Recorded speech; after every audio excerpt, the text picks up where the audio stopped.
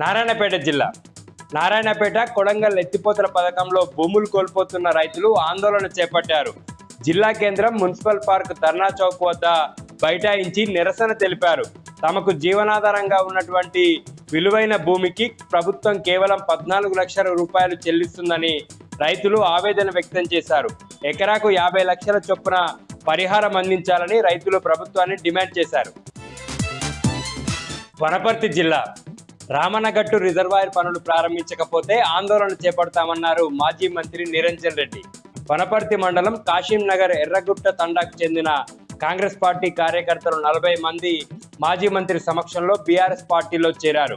వారికి కండువాలు కప్పి పార్టీలోకి ఆహ్వానించారు. కాంగ్రెస్ పార్టీ ఎన్నికల్లో ఇచ్చినటువంటి హామీలు అమలు చేయడంలో పూర్తిగా విఫలమైందని మాజీ మంత్రి నిరంజన్ రెడ్డి విమర్శించారు.